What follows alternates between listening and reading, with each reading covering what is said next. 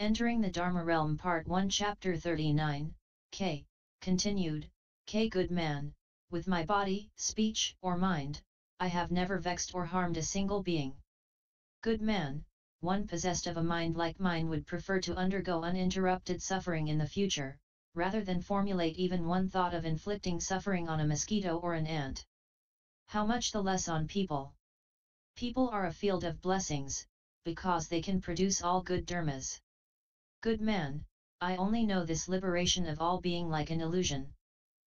As for how all bodhisattvas mahasattvas attain patience with non-production, how they know all destinies of existence are like illusions, how all the conducts of bodhisattvas are completely like illusions, how all worlds are like reflections, how all dharmas are like a dream, how they enter the dharma door of non-obstruction of the true and actual appearance and cultivate the myriad conducts that are like Indra's net, how with unobstructed wisdom they course in all states, how they universally enter the samadhi wherein everything is level and equal, how in dharani they have already attained self-mastery. How could I possibly know or speak about their conducts of merit and virtue? Good man, south of here is a city called Wondrous Light. The king is called Great Light. Go to him and ask him how a bodhisattva studies the bodhisattva conduct and cultivates the bodhisattva way. At that time, the youth Good Wealth bowed at the Raja's feet, circumambulated him countless times, bade farewell, and took his leave. 18. The Raja Great Light, the city Wondrous Light, the conduct of difficult attainment. At that time, the youth Good Wealth with a single mind properly recollected the Dharma door of wisdom of likeness to illusions obtained by the Raja. He reflected on that Raja's liberation of likeness to illusions. He contemplated that Raja's dharma nature of likeness to illusions. He brought forth vows of likeness to illusions. He purified dharmas of likeness to illusions. With respect to the various different illusion-like transformations that arise from the illusion-like three periods of time, he universally pondered them all.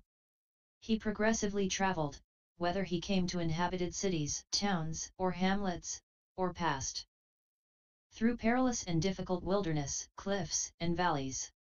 He was without weariness or laxness, and never paused to rest. Then he arrived at the great city Wondrous Light. He asked people, "Where is the great city Wondrous Light?" The people all answered, "This city is the city Wondrous Light. This is the dwelling place of Raja Great Light." At that time, the youth Good Wealth was elated and leapt for joy. He had the following thought: "My good knowing advisor is within this city.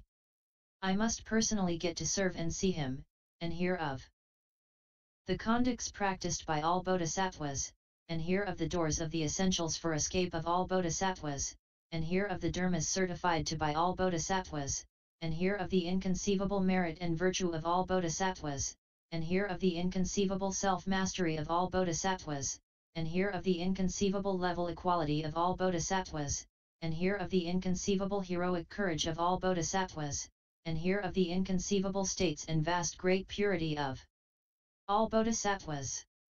After he had had this thought, he entered the city Wondrous Light. He saw that this great city was formed from the 7 gems of gold, silver, Vaidurya, crystal, true pearls, mother of pearl, and carnelian. Deep moats made of the 7 gems surrounded it 7 times all around. Waters of the 8 meritorious virtues filled them to the brim. Their bottoms were spread with golden sand. Utpala flowers, Padma flowers, Kumuda flowers, and Pundarika flowers were scattered over the surface. Jeweled tala trees were arranged in 7-fold symmetric rows. 7 types of Vajra served as the walls, surrounding each of them. Specifically, a lion Vajra wall, an unsurpassable Vajra wall, an indestructible Vajra wall, an undamageable Vajra wall, a firm, solid, and unobstructed Vajra wall, a supreme wondrous net treasury Vajra wall, and a freedom from defilement pure Vajra wall, all of them inlaid and adorned with countless wondrous mani gems. Various multitudes of wondrous jewels formed the parapets. The city had a length and breadth of 10 yojanas. It faced the 8 directions all around, and opened to 8 doorways. They were all universally adorned with the 7 gems. Vaidurya jewels made up the ground. Its various different adornments were all delightful to the mind. Within that city were 1,000,000,000 thoroughfares, and on each thoroughfare lived limitless myriads of millions of living beings. There were countless Jambunita gold pavilions, covered over with Vaidurya mani nets. There were countless silver pavilions, covered over with red pearl mani nets. There were countless Vaidurya pavilions, covered over with wondrous treasury mani nets. There were countless crystal pavilions, covered over with undefiled treasury mani king nets. There were countless light illumining the world mani jewel pavilions, covered over with sun treasury mani king nets. There were countless imperial blue mani jewel pavilions, covered over with wondrous light mani king nets. There were countless seas of living beings mani king pavilions, covered over with flaming brightness mani king nets. There were countless Vajra jeweled pavilions, covered over with unsurpassable banner mani king nets. There were countless black Chandana pavilions, covered over with heavenly Mandarava flower nets. There were countless unequaled fragrance king pavilions, covered over with various floral nets. Moreover, that city was covered over with countless nets of mani, countless nets of jeweled bells, countless nets of heavenly incense, countless nets of jeweled images, countless curtains of jeweled garments, countless curtains of jeweled canopies, countless curtains of jeweled pavilions, countless curtains of jeweled flower garlands. Jeweled canopies, banners, and streamers were set up everywhere. In the heart of this city was one pavilion called Treasury of Proper Dharma. Asamkhayas of jewels served as its adornments. Its light was dazzling, most supreme and incomparable. Living beings would look at it, their minds not growing weary or satiated. The Raja great light constantly lived in it. At that time, toward all these rare treasures and wondrous objects, up to and including the states of men and women and the 6 defilements, the youth good wealth was completely without love or attachment. He solely and properly reflected upon the ultimate Dharma. With a single mind he wished to see the good knowing advisor. He proceeded gradually, and he saw the Raja great light who was not far from the pavilion where he dwelt. At a juncture where the highways converged, he was seated upon a wish-fulfilling mani jewel lotus flower treasury vast great adorned lion's throne. Violet Vaidurya gems made up its legs.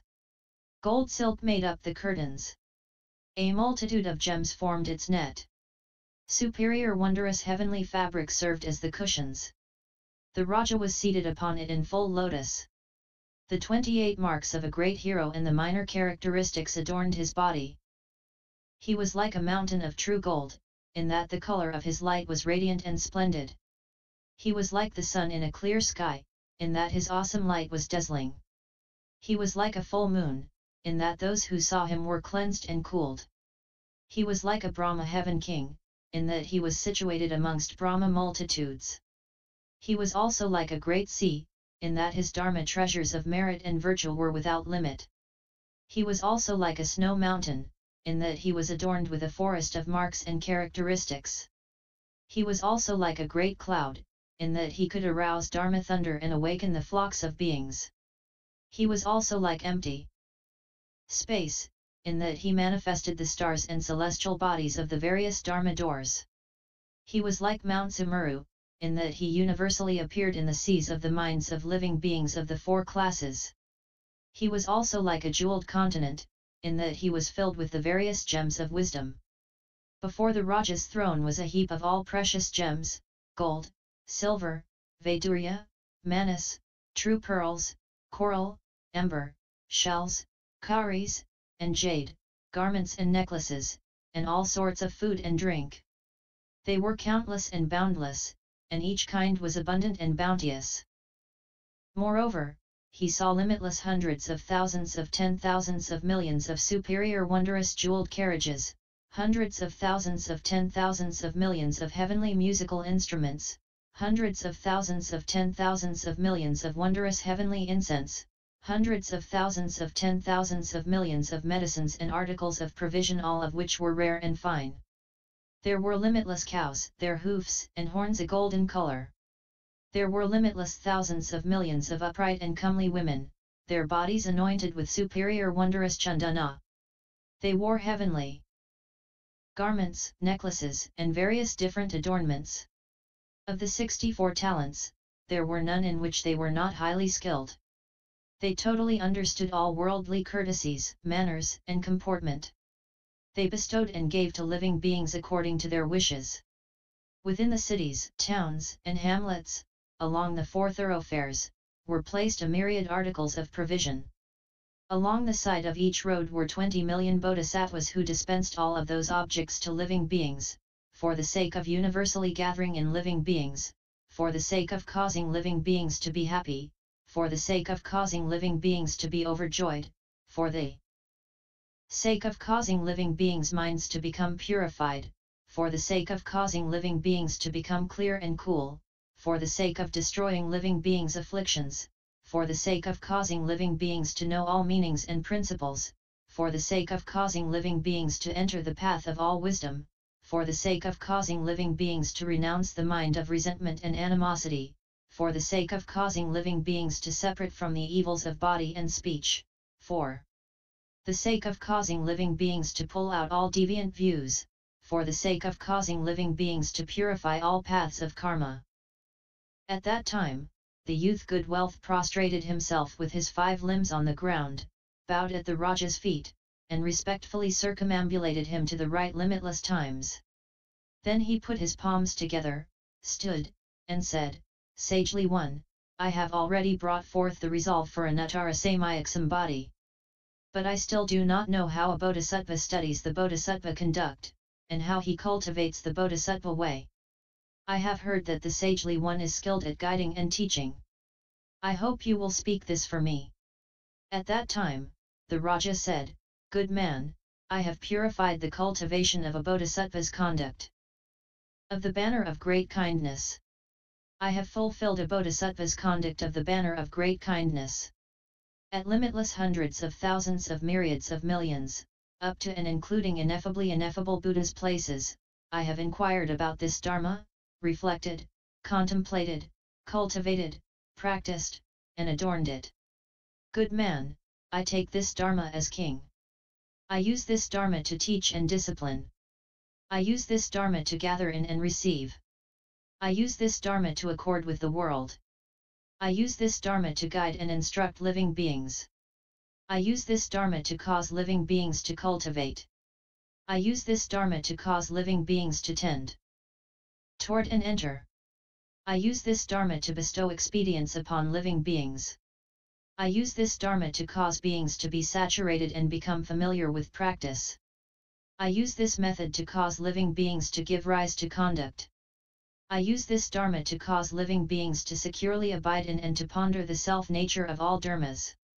I use this Dharma to cause living beings to securely dwell in the mind of kindness, to take kindness as foremost, and be replete with the power of kindness.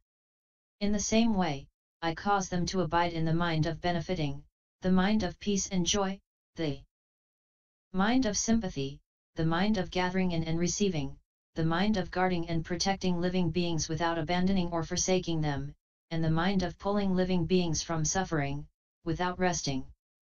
I use this Dharma to make all living beings ultimately happy, so that they are constantly delighted of themselves, so that their bodies have no suffering, so that their minds attain purity and coolness, so that they cut off the love of birth and death, so that they delight in the bliss of proper Dharma, so that they cleanse away the filth of afflictions, so that they demolish the obstacles of evil karma, so that they terminate the flow of birth and death, so that they enter the sea of true Dharma, so that they sever all destinies in the existences, so that they seek all wisdom, so that they purify all the seas of their minds, and so that they produce indestructible faith.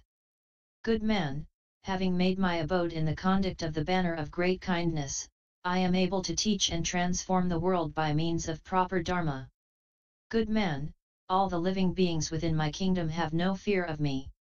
Good man, if there are living beings who are poor, destitute, or impoverished, who come to where I am to ask and seek, I open the storehouses and provide them with what they seek. And I tell them, do not commit any evil. Do not harm living beings. Do not give rise to any views. Do not produce attachment. If you are poor and destitute, and if there are things you need, you should come to where I am at the crossroads. There you will find absolutely every kind of object. You can take them according to your wishes. Do not give rise to doubt. Good man, the living beings who live in this city wondrous light are all bodhisattvas who have brought forth the intent of the great vehicle. According to their mind's wishes, that which they behold is different. Perhaps they see this city as being narrow and small. Or they see this city as being vast and great. Perhaps they see earth and sand as its ground. Or they see a multitude of jewels as its adornments. Perhaps they see the walls as made of sod. Or they see jeweled walls surrounding it on all sides. Perhaps they see its ground as composed of many tiles and stones, and as being high, hilly, gutted and uneven. Or they see limitless great manas inlaid as its adornments, and with grounds as flat and broad as the palm of one's hand. Perhaps they see houses which are made of earth and wood. Or they see palaces and halls, with pavilions, stairways, porches, windows and doors, balconies and railings, none of which are not made of wondrous jewels. Good man, if there are living beings whose minds are pure, who have planted good roots, who have made offerings to all Buddhas, who have brought forth the resolve and tended along the path of all wisdom, who have taken all wisdom as the ultimate location, and who have been gathered in and received by me when I cultivated the bodhisattva conduct in the past, then they will see this city as being pure and adorned with multitudes of jewels. The rest will see defilement. Good man, all the living beings within this country are fond of committing the myriad evils during the time of the 5 turbidities. My heart sympathizes with them, and I wish to rescue and protect them. I enter the door of the Bodhisattva's samadhi of according with the world that takes great kindness as foremost. When I enter this samadhi, all those living beings, with their thoughts of fear, their thoughts of vexing and harming, thoughts of resentment and animosity, their thoughts of contention and argument, all of those thoughts are completely dispelled by themselves. Why is this? It is because that is what happens when one enters the Bodhisattva's samadhi of according with the world that takes great kindness as foremost. Good man, wait for a brief moment, and you will see for yourself. At that time, the Raja Great Light immediately entered this samadhi. There were 6 types of quaking inside and outside his city. The grounds of the myriad jewels, the jeweled walls, jeweled halls, jeweled palaces, towers, and pavilions, stairways, doors, and windows, all put forth wondrous sounds. They all turned toward the Raja, bowed, and paid homage in veneration. All the residents of the city wondrous light simultaneously became delighted and leapt for joy. They came to where the Raja was, and prostrated their bodies on the ground. All the people in the villages, cities, and provinces came to see the Raja, and happily bowed in respect. Those birds and beasts that were near to the Raja's dwelling regarded one another with a newfound sense of kindness and compassion. They all came before the Raja and respectfully bowed. Every single mountain and meadow, all the grasses and trees, turned around to make obeisance to the Raja. The reservoirs and lakes, streams and wells, rivers and seas, all surged, swelled, and rippled before that Raja. 10,000 dragon kings raised up large clouds of fragrance, stirred up lightning and aroused thunder, and sent down a light mist of rain. There were 10,000 heavenly kings. Specifically, kings of the Trayastrimsha heaven, kings of the Suyama heaven, kings of the Tushita heaven, kings of the wholesome transformation heaven, kings of the heaven of comfort from others' transformations who acted as leaders. From empty space, they made a multitude of entertaining music. Countless heavenly maidens sang and chanted in praise. They rained down countless clouds of flowers, countless clouds of incense, countless clouds of jeweled garlands, countless clouds of jeweled raiments, countless clouds of jeweled canopies, countless clouds of jeweled banners, countless clouds of jeweled streamers, which acted as adornments in empty space as an offering to the Raja. Ravana, the great elephant king, used his sovereign power to scatter countless great jeweled lotus flowers down from empty space, and let trail countless jeweled necklaces, countless jeweled silk ribbons, countless jeweled garlands, countless jeweled objects of adornment, countless jeweled flowers, countless jeweled incense of all different sorts, unusual and wondrous, as adornments. There were countless heavenly maidens who used various different songs and praises. Moreover, in Jambudvipa, there were countless hundreds of thousands of myriads of millions of Rakshasa kings, Yaksha kings, Kumhanda kings, Pishacha kings, who either dwelt in the sea or inhabited dry land. They drank blood and devoured flesh, and cruelly harmed living beings. All of them brought forth a mind of kindness. They vowed to practice benefiting and to act as clear advisors for future generations, and not to commit the myriad evils. They respectfully put their palms together and bowed before the Raja. As it was in southern Jambudvipa, so too, in the rest of the 3 continents, up to and including throughout the 3,000 great thousand world systems, up to and including the hundreds of thousands of myriads of millions of Nahudas of worlds in the 10 directions. All the poisonous and vile living beings within them were also this way. At that time, the Raja great light arose from his samadhi. He said to good wealth, "Good man, I only know this Bodhisattva's samadhi door of according with the world that takes great kindness as foremost.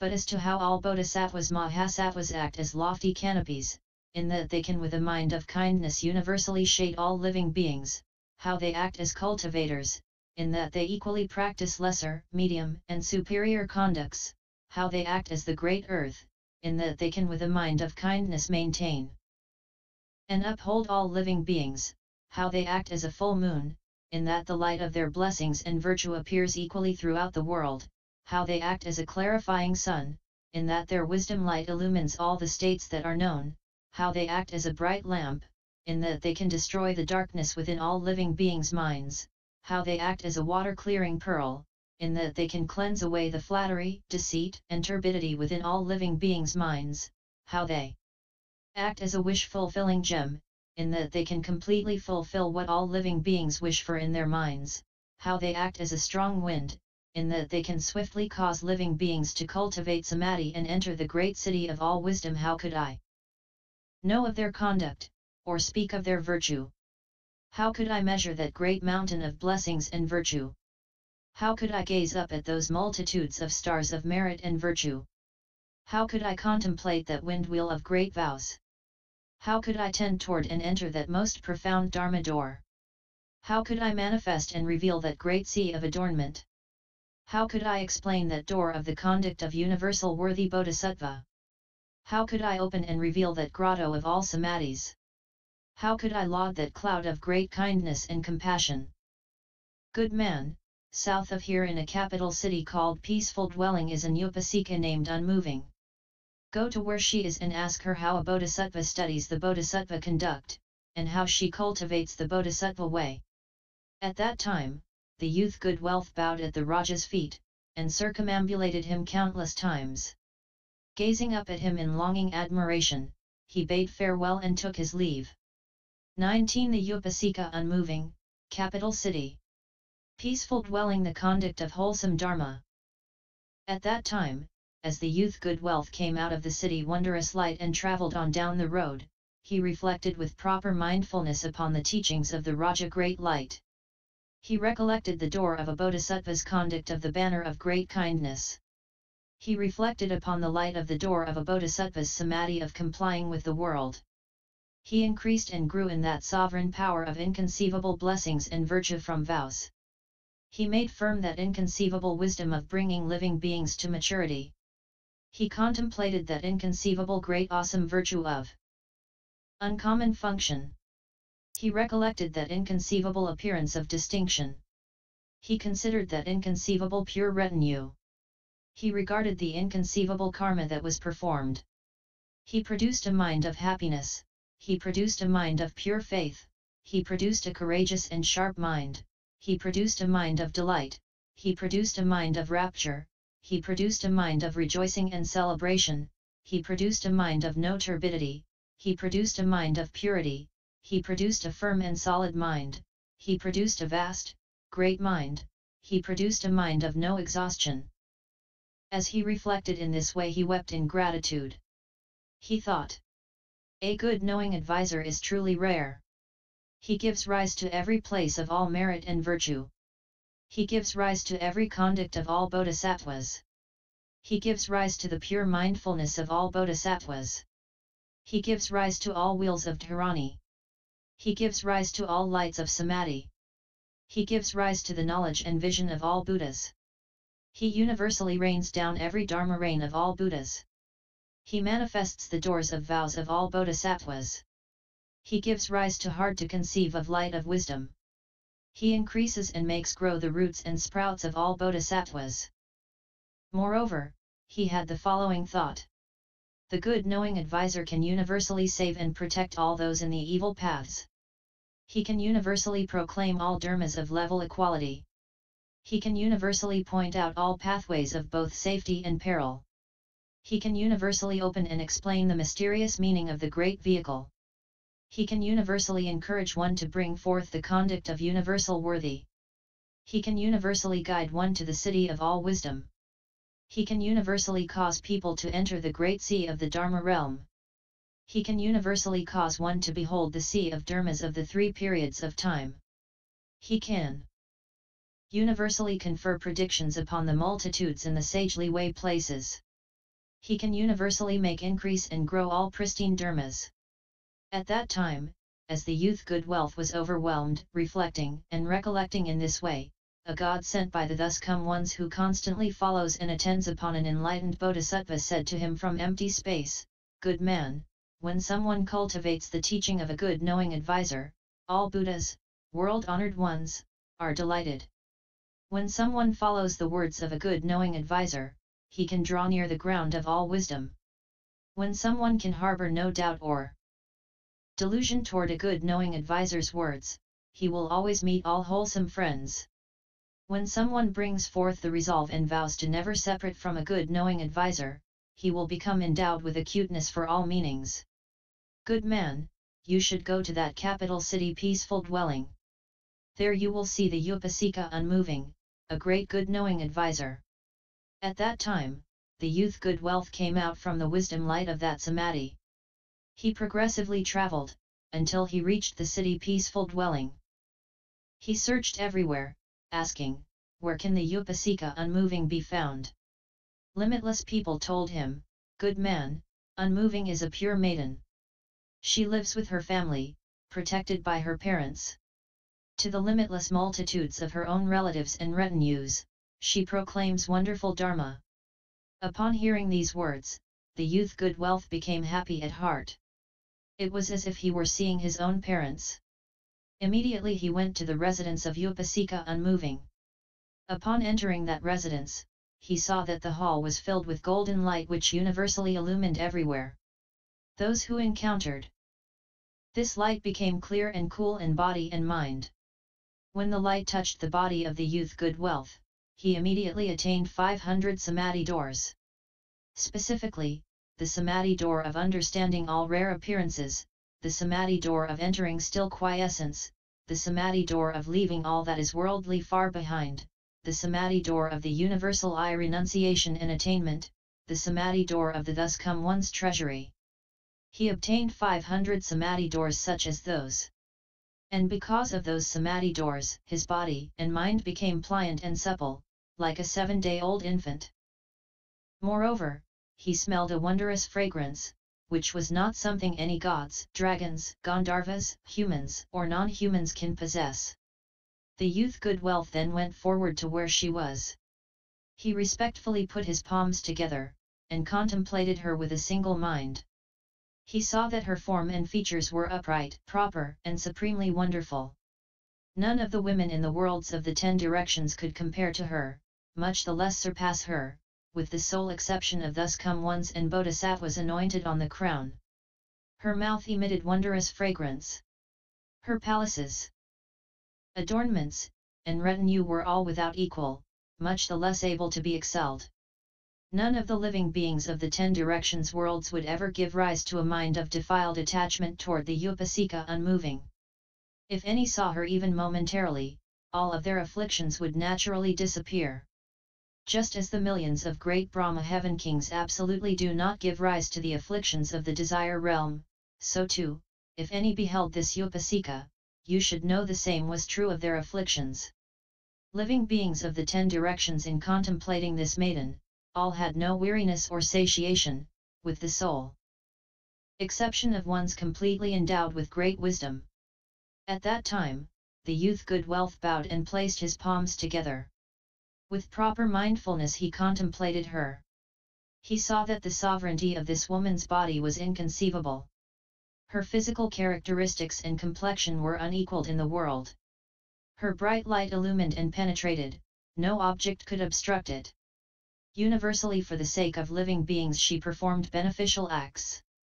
The hair pores on her body constantly emitted a wondrous fragrance. Her retinue was boundless.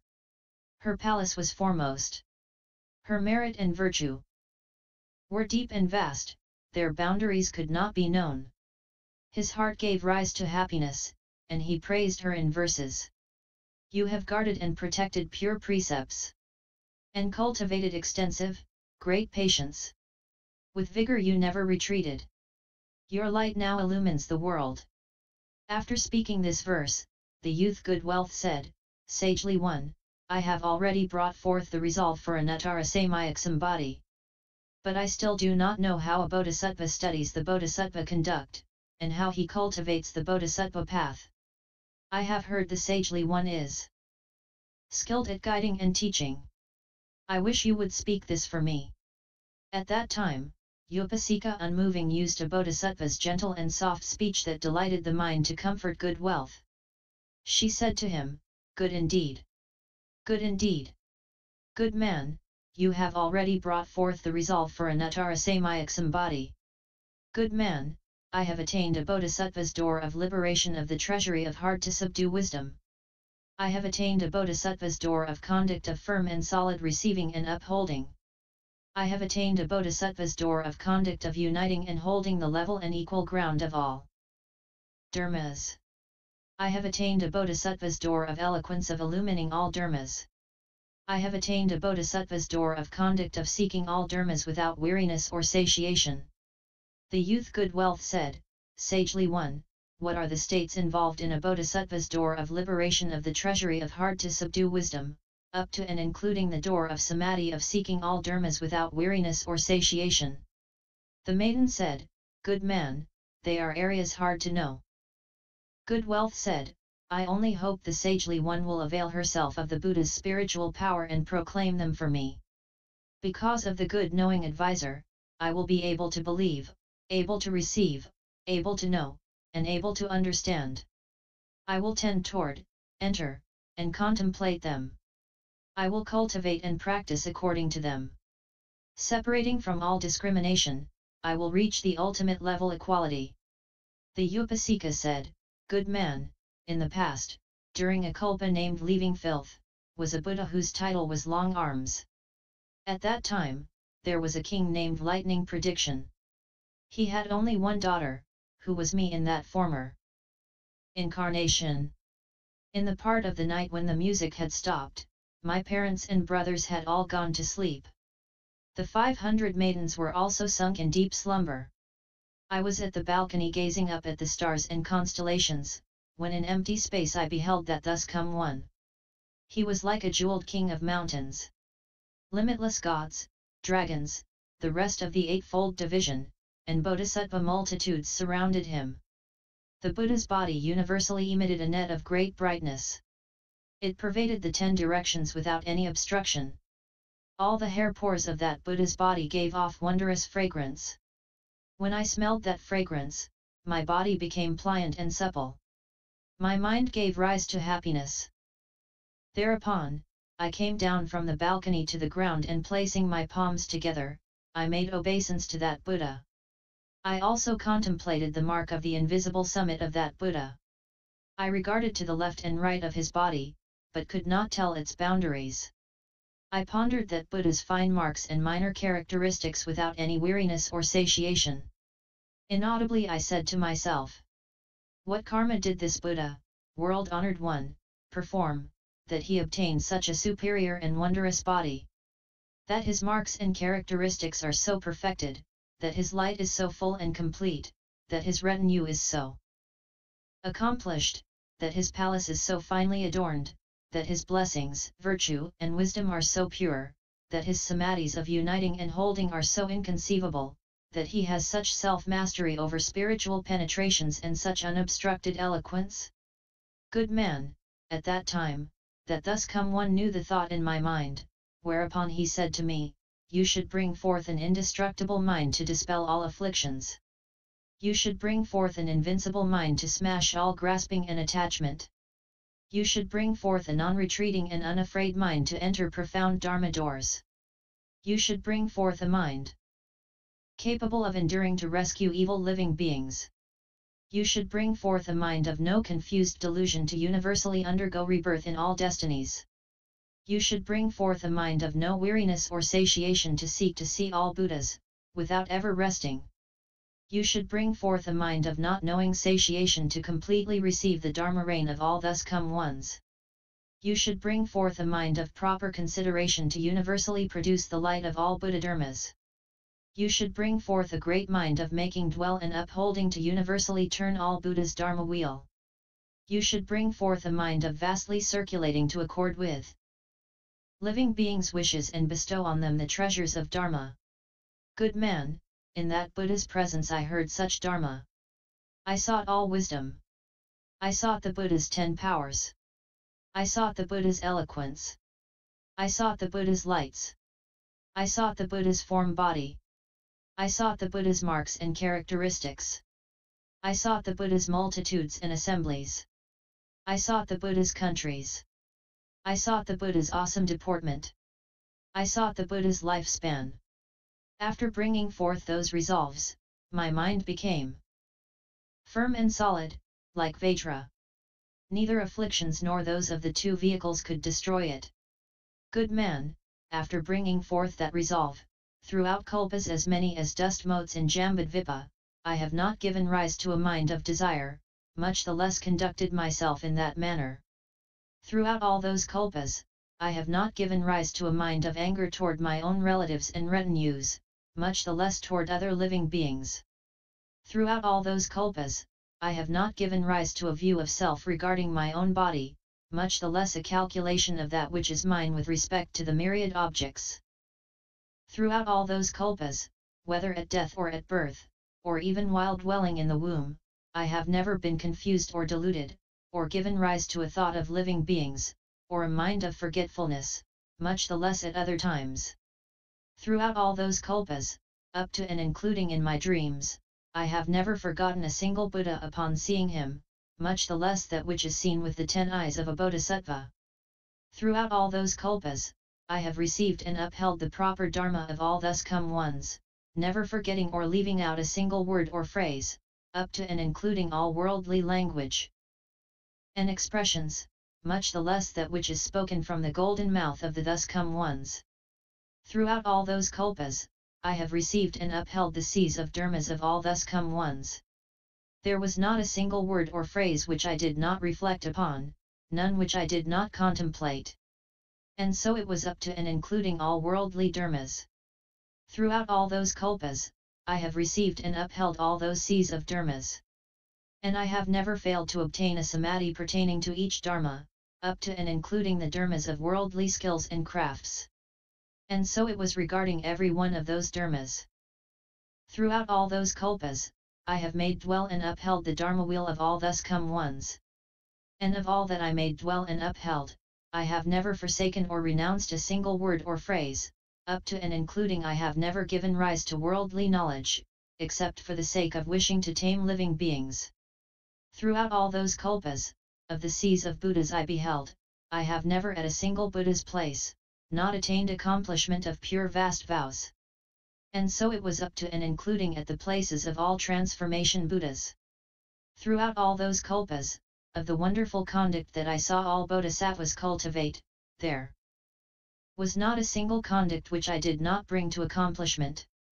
Throughout all those kalpas, of the living beings I saw, there was not a single living being whom I did not exhort to bring forth the resolve for an uttara samayakam body.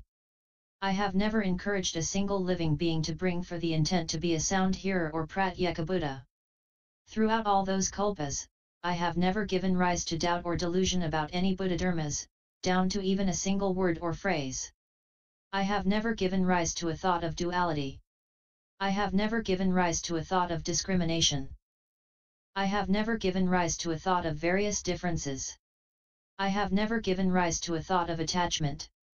I have never given rise to a thought of superiority or inferiority. I have never given rise to a thought of love or hate.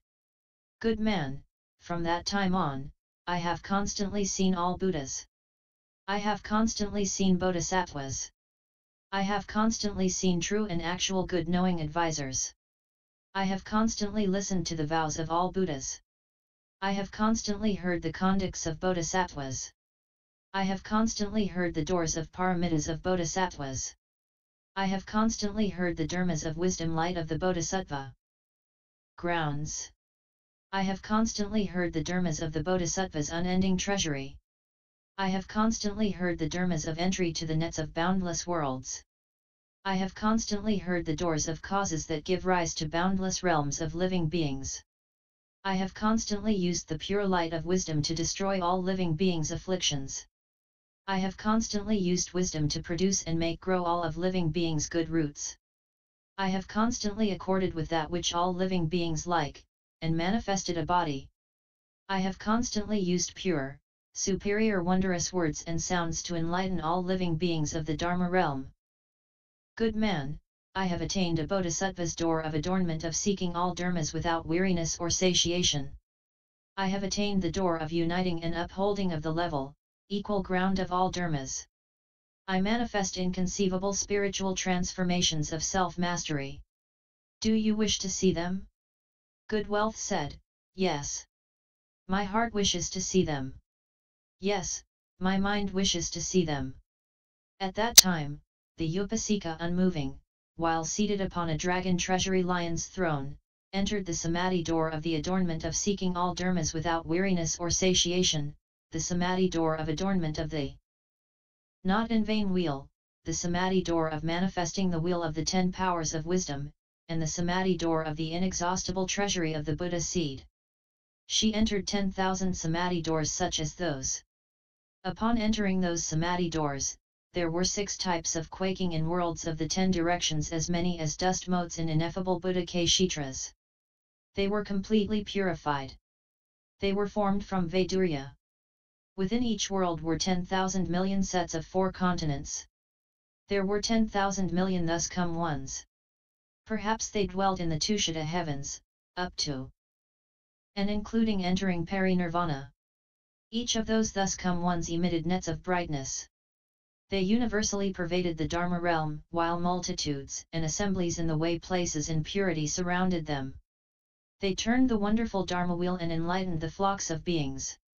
At that time, the Upasika unmoving arose from samadhi. She said, Good man, did you see that? Good Wealth said, yes. I saw them all. The Upasika said, Good man, I only know this light of samadhi of seeking all dharmas without weariness or satiation. For all living beings I proclaim the subtle and wonderful dharma, and cause them to be happy.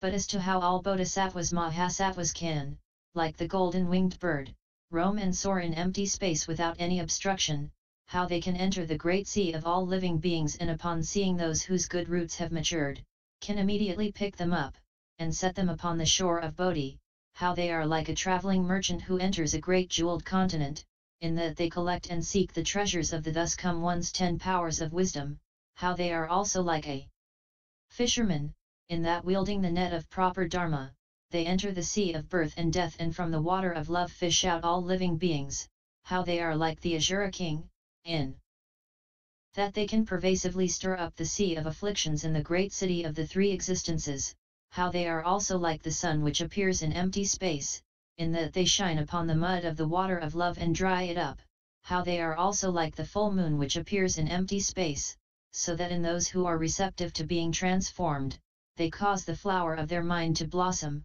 how they are also like the great earth, in that they are a universally level and equal place for limitless living beings to dwell, where they can increase and make grow the roots and sprouts of all wholesome dharmas, how they are also like a great wind, in that they are without obstruction whichever way they go and can uproot the great tree of all views, how they are like a wheel-turning king, in that they roam throughout the world, using the four attractions to gather in all living beings. How could I possibly know or speak of such conduct of merit and virtue? Good man, south of here in a great city called Limitless Tozala is an adherent to an external way who has left the home life. His name is Going Everywhere. Go to where he is and ask him how a bodhisattva studies the bodhisattva conduct, and how cultivates the bodhisattva way. At that time, the youth Good Wealth bowed at her feet, and circumambulated her limitless times. Gazing up at her in longing admiration, he bade farewell and took his leave. Continued, L.